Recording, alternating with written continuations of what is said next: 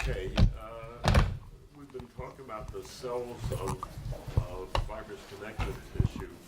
I should mention, first of all, that there's a bunch of immigrant cells that pass through the connective tissue from the blood, various white blood cells and the like.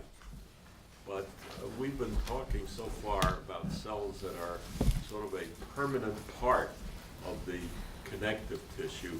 There's one last cell that we should include in our list, and these are cells that are called mast cells. The mast comes from the German and refers to the overstuffed appearance of these cells. It's the same root as, for example, if a woman has breast surgery, what is it called? A mastectomy. And I suppose in the days when the name was applied, many German women had large stuffed breasts, in a sense. Huh? I mean, you can see what was on the minds of these histologists back then. Well, what are mast cells? Well, these are cells that are found usually in the connective tissue surrounding small blood vessels. If one examines them in the light microscope, these cells are filled with small secretory granules, tremendous number of granules.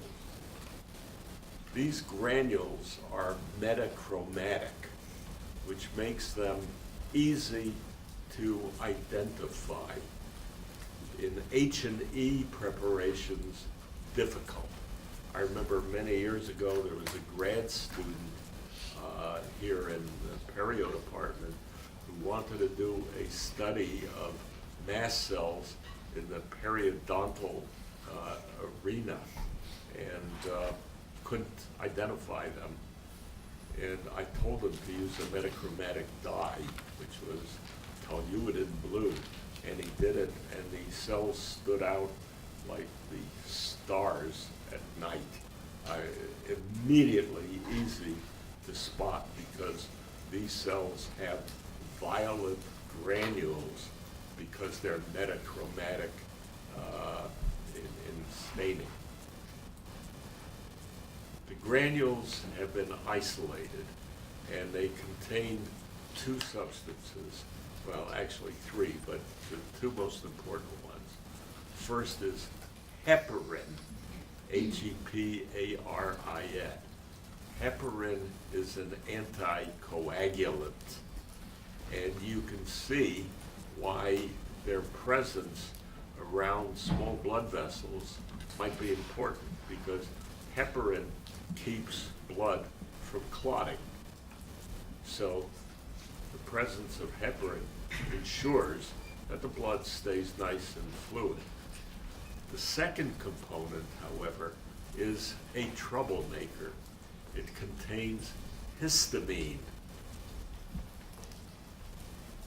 Histamine is a substance that, when released, causes all kinds of nasty symptoms in an individual.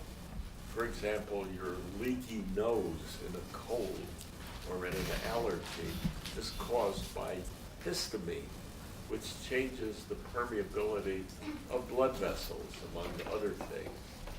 And antihistamines are designed to ward off the release of histamine from these cells.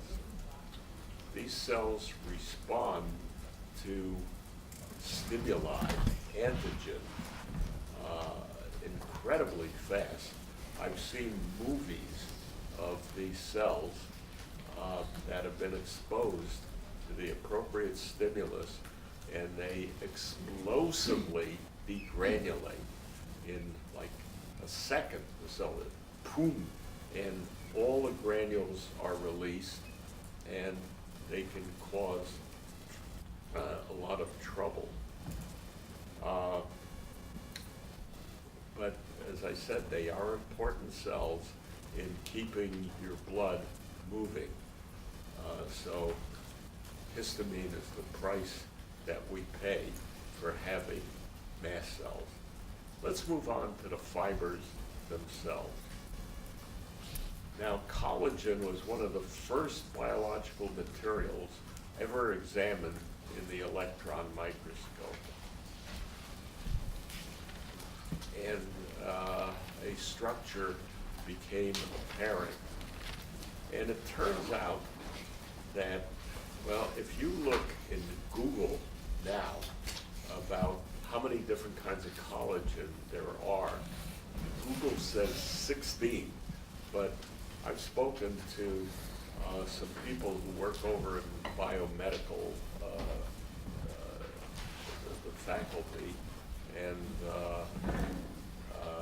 bioengineering people, and they say that there's something like 34 different types of collagen. Now, what does that mean? Well, all collagen consists of the same chemistry. It's just the way the molecules within the collagen fibers are arranged. And this distribution is best judged by X-ray crystallography. And using X-ray crystallography, a bunch of different types of collagen have been discovered. However, from a histological standpoint, most of them look alike. As far as we are concerned, there are only 4 types of collagen that we need to know about. The most common, the sort of collagen that is found in loose connective tissue, it's found in tendons, for example, is called type 1 collagen. Type 1. If we look at cartilage, cartilage has a lot of collagen in its matrix, and in the electron microscope, that collagen looks a little different from type 1, and that's called type 2 collagen. Reticular fibers, that fiber type that I listed at the beginning, contain collagen that structurally looks like type 1 collagen, but it has an extra coating of material on it, and therefore it's called type 3 collagen. Type 4 collagen is found in basement membranes as scattered little fibrils. Okay, so the common type of collagen in loose connective tissue, or for that matter, even in dense connective tissue, is type 1. Type 2 is found in cartilage. Type 3 are the reticular fibers. Type 4 found in basement membranes. What concerns us right now is type 1. If one examines type 1 collagen in a light microscope, you see that it forms fibers that can be anywhere from 1 to 12 micrometers in thickness and of indefinite length. These fibers can be very short, they can be relatively long. There's no precise measurements that go with them.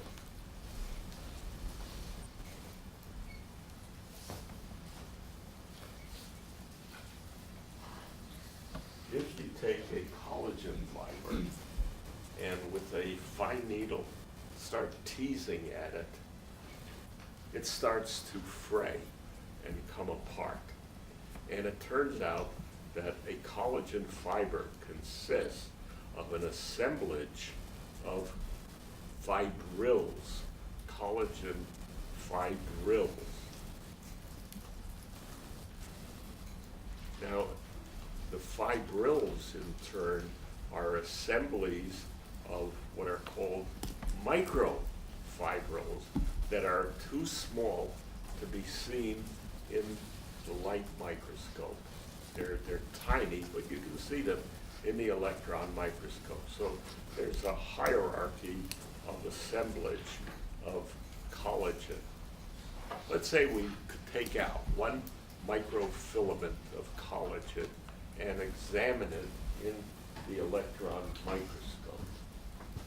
Well, the first thing that becomes obvious is that it has a banded repeating structure, like so. And there are minor bands, so on inside. But the distance between two major bands is uniform. And that number has changed over the years. It used to be thought that they were 640 angstroms apart. Now, most histologists say 670 angstrom units. That is from the middle of one dense band to the middle of the next dense band, 670 angstroms. Very easy to identify in the electron microscope. However, we know that these microfibrils have been made by an assembly of tropocollagen. You may recall tropocollagen is the protein that is synthesized by fibroblasts. Tropocollagen molecules are 2,800 angstroms long. How do you take 2,800 angstrom units, put them together, and get that banding pattern? That has been the nidus of an argument, of a discussion, of research that has been current in collagen circles since the banding was first discovered, which I said was about 1948 or so.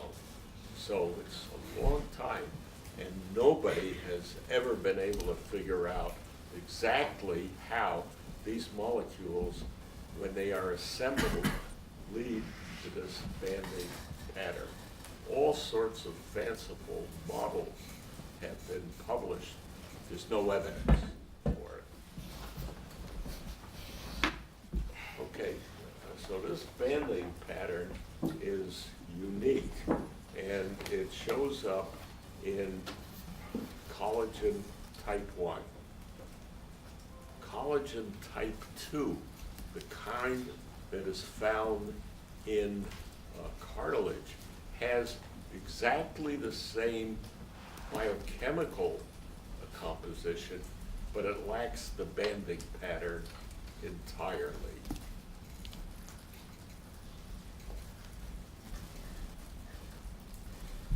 And very briefly, just to mention reticular fibers. Reticular fibers in the electron microscope look like very fine type 1 collagen, but they don't stain in the light microscope like type 1. Type 1 collagen stains pink with H&E. Reticular fibers are not pink. Why? Because they are covered with some kind of a polysaccharide coating that changes their staining reaction. But if you look at reticular fibers, at an individual reticular fiber in the electron microscope, it has that 670 repeat pattern. So ultrastructurally, it's very similar to type 1. You cannot see the coating on the reticular fibers in the electron microscope, but we know it's there because it's stained in the light microscope. And you have to use special stains to reveal it. Those stains include silver and the like. And really, that's all that there is to the structure of collagen. I should mention that the reason why collagen is so important in our body is because it really binds all the organs together, and it has enormous tensile strength. If you took a collagen fiber of a given diameter and a steel wire of the same diameter, and you started pulling on them to test their tensile strength, the steel would give up before the collagen will. So collagen fibers have enormously high tensile strength, and that's why they're so useful and work so well in the body. One last type of fiber to mention, and that's elastic fibers. Elastic fibers are produced, again, by fibroblasts. They also can be produced by smooth muscle cells. For example, in your aorta, you have layers of elastic fibers alternating with layers of smooth muscle cells. And it's the smooth muscle that makes the elastic, not fibroblasts. What do these elastic fibers look like? Well, they have two components. When they are being produced, the first thing that is laid down is sort of a scaffolding of fine filaments. And then in the interstices of these filaments, the real elastic component is laid down. That elastic material contains two unique amino acids which give elastic fibers their stretchability. And these are called desmosine and iso.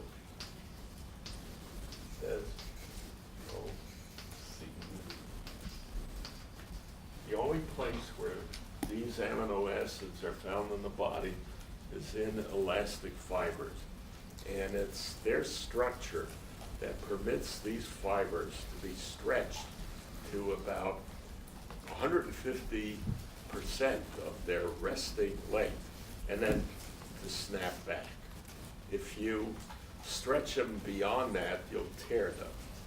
But they do have this stretchability, and the fibers are important. We have elastic fibers all over the place in our loose connective tissue.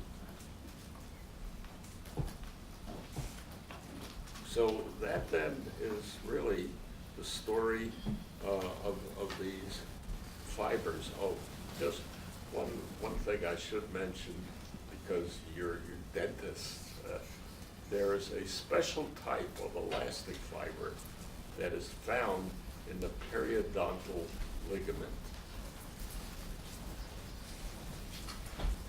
And these fibers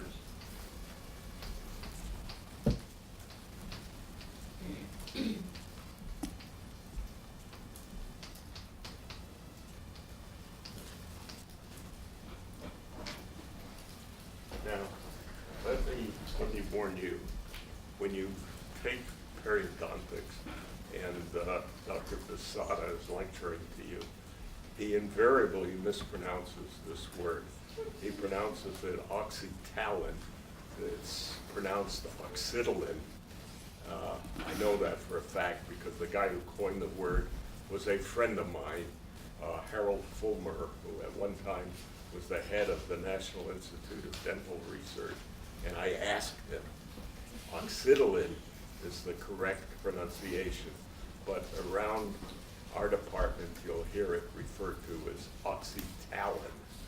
These are a special type of elastic fibers. They stain a little differently than standard elastic fibers, and they may be involved to some degree in orthodontic tooth movement. Nobody is quite sure what the precise function of oxytalin fibers is in the periodontal ligament, but they are a form of elastic fiber. That's all that we need to say about it. Is there anything that we should know about the reticular fibers? Well, yes, Other than reticular the fibers staining? are most abundant in organs of the lymphatic system.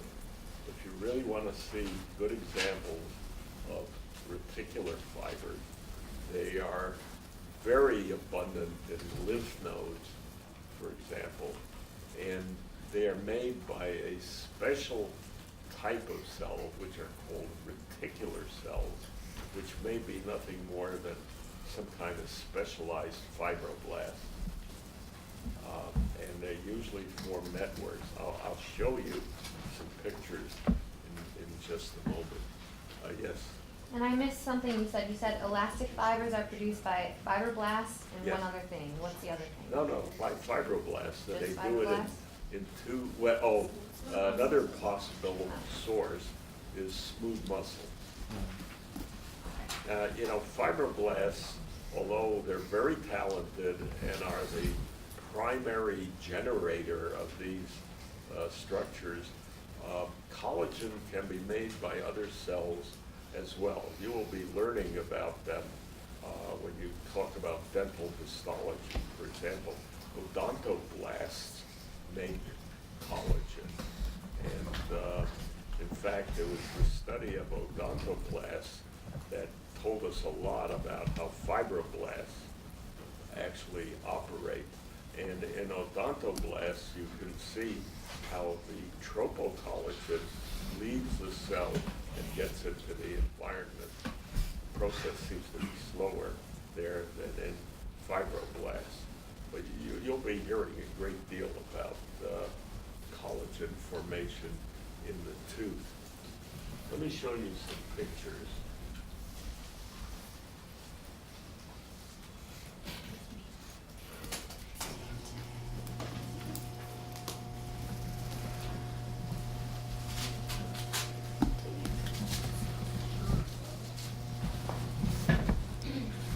Oh, Aaron's got it.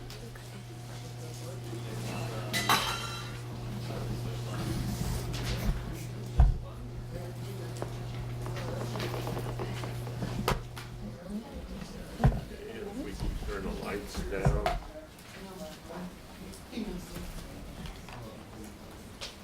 So do you guys dim the lights?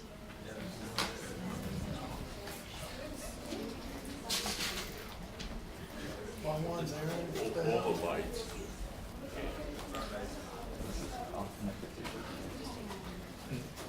Some more lights. Okay, perfect. Just push the forward button.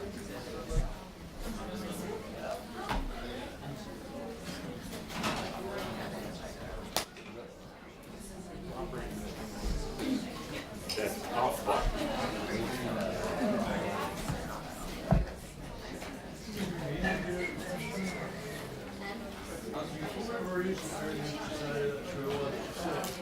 There are two buttons in a vertical row. The top button. And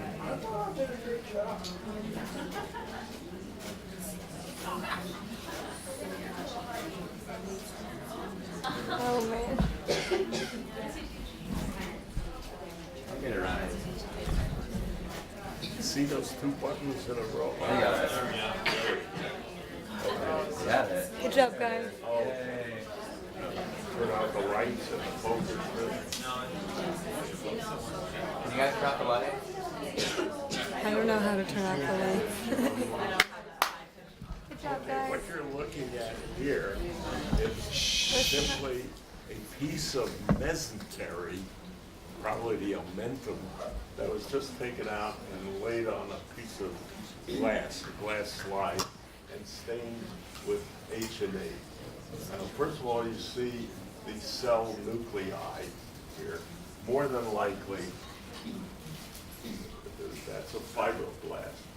You see this pink stuff here? That's all collagen. And these very sharply defined and branching lines are elastic fibers. This is what typical loose connective tissue looks like. The next slide.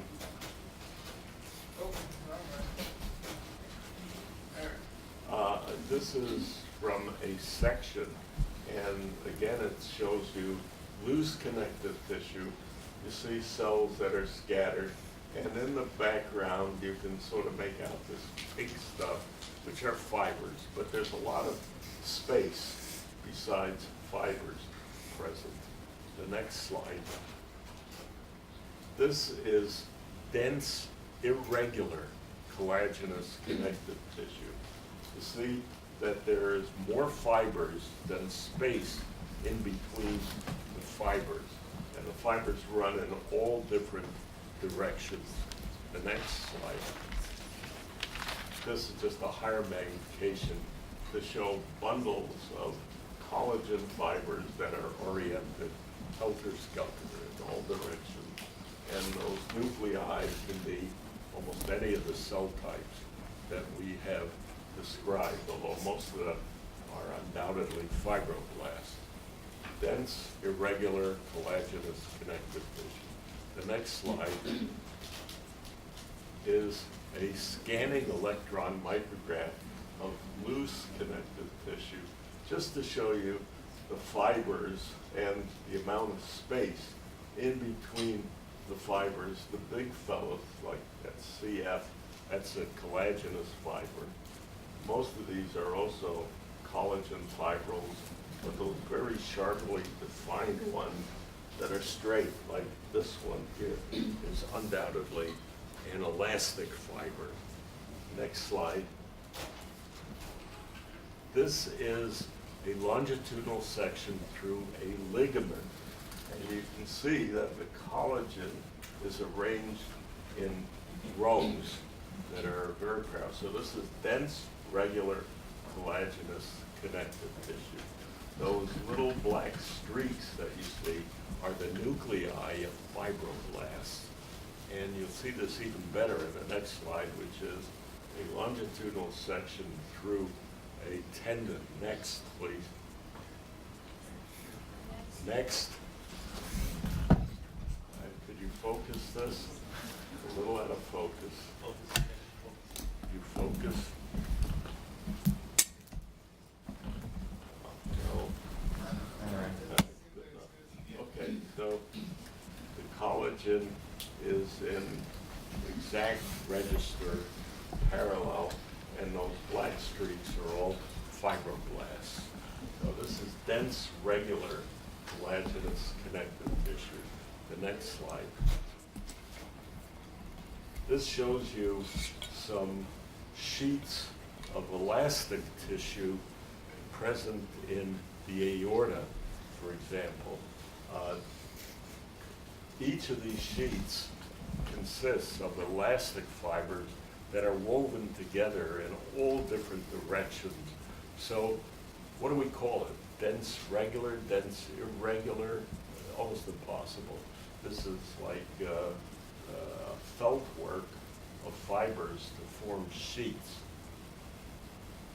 It's all that dark stuff is elastic fibers, all produced by smooth muscle cells, which are hard to see but are between those layers. The next slide.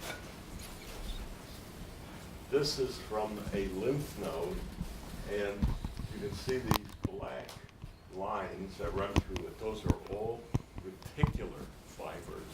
They form a network. And again, you remember that's type 3 collagen. The next slide.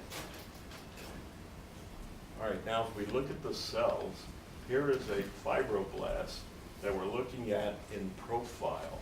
And you see the nucleus and the cytoplasm extending out from it. The cell is actually very big. Its cytoplasm probably extends down to about here and off the screen. But it's hard to see these processes in this angle. The next slide. This is a couple of micrographs of an active fibroblast and one that's not very active. You notice the very prominent rough endoplasmic reticulum, and that one on the left does not seem to have much ER. In the old days, and in fact, in this book, they called that a fibrocyte, this a fibroblast. Nowadays, we would just call them all fibroblasts. The next slide. This is fat. And what has happened has been that all of the lipid has been dissolved, and all that's been left is just a very narrow rim of cytoplasm and the nuclei. It is possible, however, using appropriate processing to preserve the lipid. And the next slide shows you fat cells where the lipid is still present in the fat cells, stained blue, and notice in this one especially, up at the top is a nucleus, and the cytoplasm is so attenuated by the pressure that it almost is invisible. But you can see how in that one, if the fat were taken out of it, you would have a signet ring configuration. The next slide is an electron micrograph of a fat cell with this big fat droplet in the middle. And notice that thin rim of cytoplasm that goes around the entire cell. If one were to use up that fat, that cell would regenerate its original dimension. The next slide. This is simply to show you the sequence of, this is a blood smear, and that cell is a monocyte in the blood. Remember, these cells can exit blood vessels and get into the connective tissue. The moment they do that, they become macrophages. And the next slide, this is from the spleen, and you can see a macrophage in the middle. It's been feasting, and its cytoplasm contains all kinds of gunk in it. We can see this better if we were to stain such a cell for its lysosomal activity. And the next slide show pushing the magnification.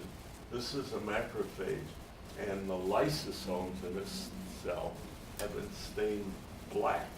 So this cell is able to pick up material and break it down in lysosomes. The next. Now, this is a macrophage in tissue culture, and you can see it's rather complex cell type, and it happens to be crawling up towards the ceiling. How do I know? Because the anterior portion of such cells is ruffled, and the posterior has these long extensions that are called fimbria, and it's rather interesting. These anchor the cell to the underlying substrate, and the cell has to yank itself free as it migrates, but it does, and it leaves behind little pieces of itself, but eventually it gets to where it's going. The next slide shows a couple of macrophages in culture. And again, you can almost figure out which way they're going. very typical. I mean, you would never know that these cells had this kind of shape in a standard preparation. The next slide shows a macrophage here going after some bacteria. See, those sausage-like structures are bacteria, and this guy's on the prowl. It will eventually engulf those bacteria and destroy them. The next slide. This is a foreign body giant cell. Notice how large it is compared to the surrounding cells. You notice that it's got a lot of nuclei. This is the sort of thing that you will be encountering in pathology. Let me show you from an experimental standpoint. We took a rat, blew some droplets of agar into its lungs. The next slide shows what happens. That is a droplet of agar. And surrounding it is one foreign body giant cell. This is all one cell. Goes all the way around it. And this is what the normal size cells look like. And obviously, ultimately, that offending material will be destroyed by lysosomal activity. So that's one hell of a foreign body giant cell. Next slide.